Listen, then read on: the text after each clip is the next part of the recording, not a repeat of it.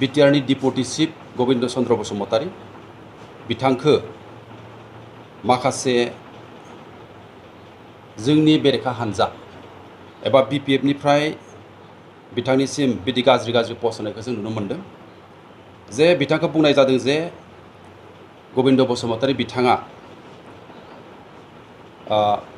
बरला BCDC नि chairman बिथां आलमा बसुमतारीखौ लानानै बिथाङा गोमाना दं होननानै बिथांमोना फोसावदों।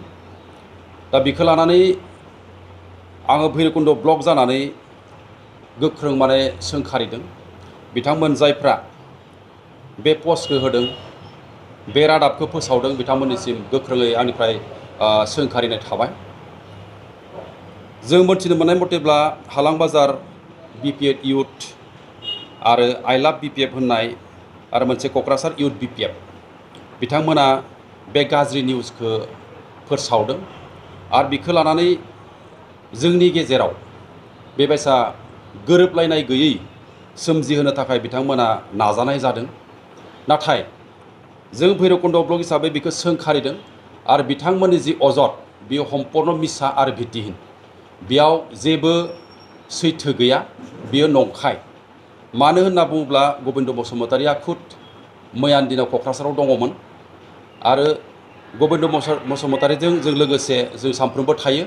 बेयो माब्लाबाबो आलमा बसुमतारीखौ लानानै बियो बिदि मिसिं जायाखै, गोमायाखै।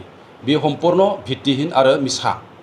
दा दिनैनि दिनाव बिदि बुंनायनि आन्दोआव दा BPF हानजाया जोंनि सायाव बिदि गोबां एलिगेसनफोरखौ नंखाय एलिगेसनफोर बिथांमोना लाबनो नाजानाय जादों जे जोंनि सरकारनि जिफोर खामानिफोर मावनायफोर बेफोरखौ नुनानै बिथांमोननि गोसोआव मोनसे समखिनाय आरो गिनाय बिथांमोना नुजाथिदों जे बिथांमोना दिनै मोजां खामानि मावदों। जिफोर खामानिखौ BPF हानजाया सिगाङाव मावनो हायाखैमोन दिनै UPPL बेफोर खामानिखौ मावनानै देखायदों, रायजोनि गेजेराव जों खामानि मावनानै देखायदों। दा बेफोरखौ नुनानै बिथांमोना गिनाय मोनदों जे नेक्स्ट इलेक्सनफोराव जोङो UPPL हानजाखौ बोरैहाय बिदि दबथायना दोननो हायो, बेफोरनि मोनसे बाहागो हिसाबै बिथांमोना बेफोरबायसा बेबस्थाखौ लादों जे UPPL हानजाखौ बोरै गादबना दोननो हायो।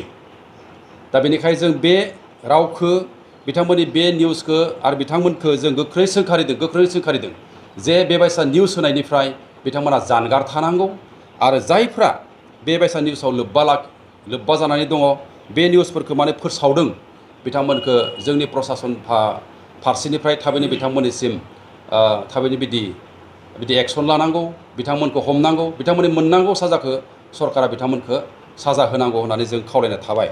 दा बेनिखाय इन फिउचार जाहाथे बिथांमोना बेबायसा गोरोन्थि फोसावनायखौ जोंनि गेजेराव जेन लाबोआ, जोंनि रायजोनि जि गेजेराव जेन लाबोआ, जों बेखौ खावलायनाय थाबाय। आरो जों बिथांमोनखौ जों सोंखारिदों जे जोंखौ बिथांमोना लोरबां साननानै बिथांमोना बिदि सुबिदा लानाया मोजां नङा। जों दिनै UPPL हिसाबै जों जेब्लाबो जों खौसेयै दोङो आरो रायजोनि खामानि मावनो थाखाय जोङो जेब्लाबो गोसो गुदुङै जों खामानि मावगासिनो दोङो। बेनिखायनो जों रायजो राजानिसिमबो खावलायनाय, दिनै जाय रायजो राजाफ्रा बे निउसखौ नायदों बेफोर नोंथांमोननिसिम आहा खावलायनाय जे बे निउसखौ लानानै नोंथांमोना जेबो गोरोन्थि बुजिनो गोनांथि गैया आरो बेयाव जेबो सैथो गैया। बेनिखायनो नोंथांमोननिसिम आङो क्लियारिफिकेसनखौ होदों जे गोविंद बसुमतारीया आलमा बसुमतारीखौ लानानै जेरावबो गोमायाखै। गोविंद बसुमतारीया समस्थियावनो दङ, गावनि अफिसावनो दङ, जेब्लाबो जोङो लोगो मोनलायगासिनो दङ, जों एखेले खामानि मावगासिनो दङ। बेनिखायनो जोंनि फारसेथिंनिफ्राय भैरबकुंड ब्लक UPPL फारसेथिंनिफ्राय जों सोंखारिदों जे बे बायसा खामानिनिफ्राय बिथांमोना जानगाराव थानांगौ। इन फिउचार जाहाथे बिथांमोना बेबायदि खामानिखौ मावा, बिदि निउसफोरखौ जाहाथे फोसावा, बेखौ जोंनिसिम खावलायनाय थाबाय। बे समाव नोंथांमोननि राहा लादों नामा? आरो जिहेतु UPPL केन्डिडेट हिसाबै भैरबकुंड ब्लकनिनो सासे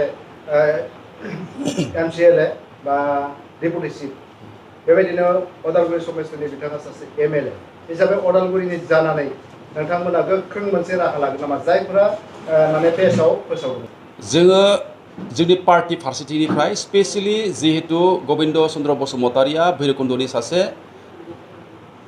सासे जाहा माने दायो MCLA एबा दायो EM जानानै दङ। दा जों स्पेसियेलि भैरबकुंड ब्लकनिफ्राय जोङो FIR जोङो थानायाव अलरेडि जों होनो जों आखायाव लानाय जाबाय आरो जों बेखौबो जों बुंनाय जादों जे थानायाव जों FIR होनायनि उनाव जोंथ' प्रसासन, पुलिस प्रसासन जों बिथांमोननि सायाव माने थाबैनो माने गोख्रों माने बिदि बेबस्थाखौ लानांगौ बिथांमोनखौ साजा होनायखौ जों लुबैदों आरो इन फिउचार जुदि बिथांमोननि सायाव जुदि साजा बा बिथांमोननो बेबायदि साजाखौ जुदि होआ दा बिथांमोननि न'खराव जुदि माबाफोर जायोब्ला बा बिथांनि जायहा बेखौ पस्ट खालामदों बिथांमोननि सायाव जुदि एक्सन लायालासिनो जुदि माबाफोर जायोब्ला बिनि थाखाय जों इउपिपिएल हिसाबै दायनिगिरि जानाय नङा बेनिखायनो जों पुलिस फारसेथिंनिफ्राय बेखौ माने थाबैनो बेबस्था लानांगौ होननानै जोंनिफ्राय जों खावलायनाय थाबाय।